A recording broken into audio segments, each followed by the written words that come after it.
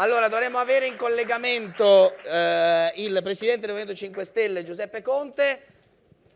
Ci sente? Eccomi. Buongiorno. Buongiorno, mi sentite? La sentiamo e la vediamo bene, forte e chiaro, che è impegnato, come sappiamo tutti, in queste ore nella campagna elettorale in Molise, ma ha voluto comunque essere presente al convegno dei giovani imprenditori. Allora, senta, Presidente Conte, subito, così abbiamo 12 minuti a disposizione e cerchiamo di non perdere tempo.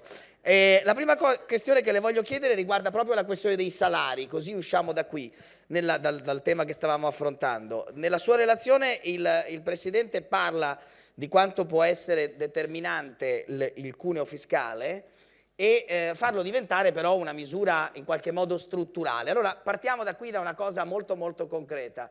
Su questo che cosa dice il Movimento 5 Stelle? È una soluzione per rilanciare anche soprattutto il tema dei salari?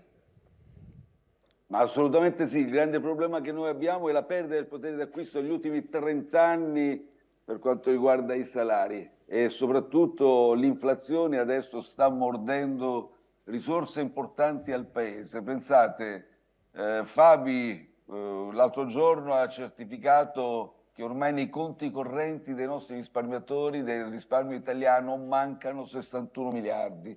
Questo ovviamente deve far preoccupare, perché non è una questione personale di un risparmio che viene intaccato, ma ovviamente anche in prospettiva di un calo dei consumi c'è un segnale molto importante che dobbiamo contrastare. Quindi taglio del cuneo fiscale, io stesso l'ho fatto in un momento difficile, ho stanziato 5 miliardi, ma soprattutto deve essere strutturale, perché fatto così per qualche mese serve a ben poco. E poi per contrastare l'inflazione c'è anche un quadro macro europeo.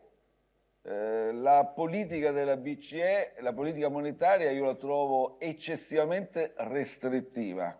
Può essere fatta, sì, è una direzione classica, tradizionale di intervento fatta con grano salis, ma se partiamo dal presupposto che l'inflazione sia dovuta più all'offerta che alla domanda, e su questo mi sembra che tutti gli analisti convengano, forse non è quella la strada. La strada deve essere di creare risorse ulteriori anche innanzitutto cercando in prospettiva di darsi margini per quanto riguarda il quadro di finanza pubblica. Questo governo deve battersi in Europa, perché fra un po' inizierà a entrare in gioco la tagliola del patto di stabilità e crescita e quei parametri rimangono gli stessi, quelli storici, il parametro numerico del 3% deficit PIL e del 60% debito PIL. Quindi noi ci ritroviamo un paese in cui, scusate il riassumo, abbiamo un PNR in ritardo nell'attuazione, eppure ci viene detto dagli analisti e stime più attendibili che il PIL del 2023 sarà determinato dal PNR tra il 60 e l'85% è dovuto a quelle risorse che abbiamo portato in Italia. Dall'altro non si riesce ovviamente a intervenire in Europa per ottenere una revisione di quel patto di stabilità e crescita che sia più funzionale non solo alla crescita dell'Italia, ma alla crescita dell'intera Europa. Non si riesce a ottenere lo scorporo degli investimenti che dovrebbero accompagnare la nostra transizione ecologica e digitale. Voi capite che il governo dei patrioti non sta facendo nulla. La pacchia, io dico, è finita per il governo, non per l'Europa. Eppure Per il sì. nostro governo, ahimè. Se lei come lo cambierebbe quel patto di stabilità? Se fosse lei ai tavoli europei oggi, che farebbe l'avvocato Conte?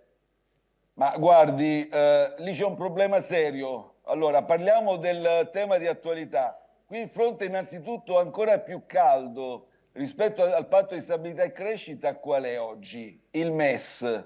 Ecco. E pensateci un Voi vi siete attimo, astenuti però, se non ricordo male, sulla sì, un firma. attimo, il fronte europeo più caldo è quello del MES. I nostri patrioti, le forze di maggioranza che hanno fatto ieri alla Camera, hanno disertato questo fronte.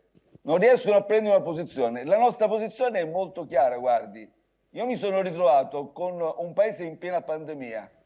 Tutti i leader, a partire da Merkel, quasi tutti i leader, mi dicevano: Giuseppe, prendi il MES, ti abbiamo aperto una linea di credito sanitaria, sono 20-30 miliardi, stava il paese e non ci rompere le scatole. Ecco. Volgarizzo per Sì. essere più chiaro.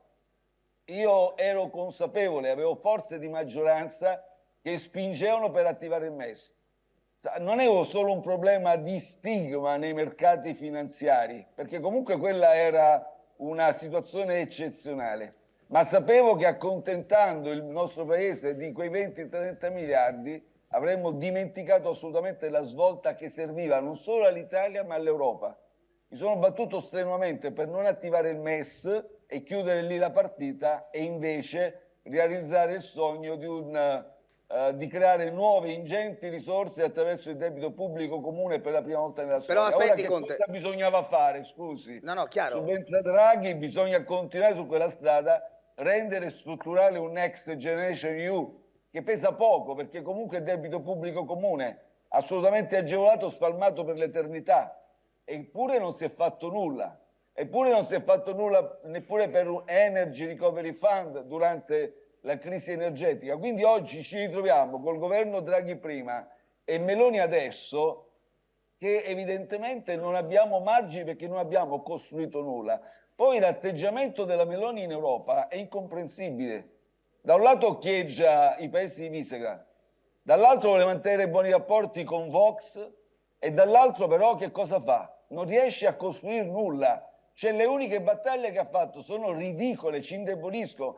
Adesso sul MES non hanno una posizione, stanno facendo una figura, stanno facendo fare una figura pessima al paese. Hanno battagliato solo per non utilizzare il POS. Pensate, in Europa noi andiamo per cercare di non utilizzare il POS o semplicemente per la proroga delle concessioni balneari. È una cosa ridicola. E in più abbiamo solo l'applauso dei falchi dell'austerità, che in questo momento la stanno considerando alla stregua di una euroburocrate che non si batte per nulla, per gli interessi che contano, le prospettive che contano. Ecco, però, Io sono scusi. d'accordo e saluto e ringrazio il presidente Di Stefano, ho letto la sua relazione, è molto interessante e mi ha colpito molto perché condivido. Qui noi siamo in questo momento una nazione in cerca di identità. Non si capisce qual è la nostra linea in Europa e non ce lo possiamo permettere perché prima Draghi l'abbiamo giustificato perché era un governo tecnico e non aveva un mandato politico, anche se doveva battersi per rendere strutturale l'energy, prima ovviamente Next Generation e poi Energy Recovery Fund. E adesso abbiamo la Meloni che è un governo politico, abbiamo detto tutti, almeno io la penso così, è giusto che ci sia un governo politico, con un mandato chiaro degli elettori. Ma scusate, il mandato che gli elettori hanno dato alla Meloni è questo, di andare a combattere per il POS, di fare le norme sul Rave Party o di rimangiarsi tutte le promesse che ha fatto? Allora, questo poi girerò anche agli altri, però volevo tornare un istante al punto, no? Perché il nostro sarebbe l'unico paese tra 20 che non ha ancora firmato il MES. Lo ripeto, qui le persone che stanno qui lo sanno e anche lei benissimo. Firmarlo non significa utilizzarlo. E allora, siccome la questione di attualità, il senatore Monti oggi dal Corriere dice si faccia un ordine del giorno in cui si dice che per utilizzare il MES sia poi il Parlamento a decidere, a dare un'indicazione al governo. Lo chiedo a tutti perché questa può essere un exit strategy che non mette in difficoltà la maggioranza rispetto al proprio credo, usiamo un termine cattolico, e invece in qualche modo anche per l'opposizione può essere uno strumento. È una soluzione? Allora, guardi, una battuta sul MES. Parlo a un uditorio che sa, ovviamente, conosce questi meccanismi, però chiariamo bene, perché io ho sempre sostenuto l'inadeguatezza del MES? Non per ragioni ideologiche, perché è un accordo intergovernativo e quindi non fortemente e completamente comunitario, e in più perché è un accordo nato per shock asimmetrici. Quindi nella pandemia abbiamo avuto uno shock simmetrico come quello energetico, uno shock simmetrico, quindi assolutamente inadeguato. In più ha un meccanismo, e questo è inutile girarci intorno, è proprio così, ha un occhiuto stringente, a tratti giugulatorio, meccanismo di vigilanza finanziaria, al punto tale che ormai si accompagna con esso uno stigma nei mercati finanziari. Se oggi un paese dovesse attivare il MES, veramente avrebbe il rischio di una ricaduta, di un allarme sui mercati finanziari. E per questo allora io che cosa ho fatto come Presidente del Consiglio? Ho evitato di prenderlo quando eravamo veramente col paese che stava andando in malora, quindi una forte resistenza in quel momento, ma una prospettiva, anche una visione, ecco, un'identità per l'azione politica del nostro paese in Europa. E d'altra parte oggi dico, attenzione, io con coerenza ogni volta ho lavorato per migliorare il MES.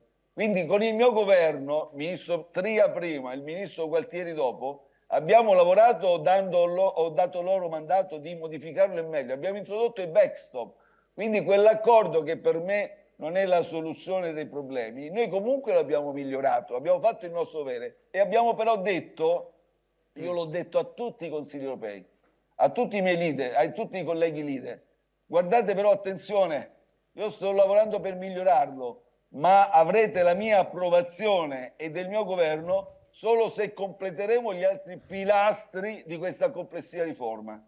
Né Draghi né Meloni hanno portato avanti questa logica di pacchetto. Adesso quindi si assumano la responsabilità, le forze di maggioranza, di approvarlo o meno. Noi ci asterremo, l'abbiamo già fatto con chiarezza. E dico un'altra cosa, sì, la soluzione montiana, ma attenzione, ma se noi non riusciamo, e qui parliamo a una platea che comprende di cosa sto parlando, se non riusciamo a ottenere lo scopo degli investimenti produttivi, questo governo nella legge di bilancio non ha investito su transizione 4.0, non stiamo creando, addirittura blocchiamo un meccanismo, quello della cessione dei crediti d'imposta, che negli Stati Uniti, con l'Inflation Reduction Act, addirittura stanno proprio prendendo questo meccanismo. Ci sono delle linee guida dell'altro giorno dell'Internal Revenue Service, che sarebbe un po' l'agenzia delle entrate americana, che ripropongono il nostro meccanismo di cedibilità. Io ho investito 24 miliardi durante la pandemia per transizione 4.0, portando le agevolazioni, gli ammortamenti a crediti d'imposta per far ripartire e rendere competitive le aziende. Tutto questo governo lo sta bloccando. Allora mi chiedo, quanto entrerà il patto di stabilità e crescita? Noi possiamo anche oggi dire, far chiacchiere, che non utilizzeremo il MES, ma secondo voi come potremo reagire? Ritardo nell'attuazione del PNRR, entra in gioco il patto di stabilità e crescita, non abbiamo risorse finanziarie, secondo voi la strada quale sarà? Giriamo Quella di dover prendere il MES, e secondo voi il MES sarà la soluzione? Grazie a Giuseppe Conte, ci dobbiamo fermare qui, siamo stretti nei tempi.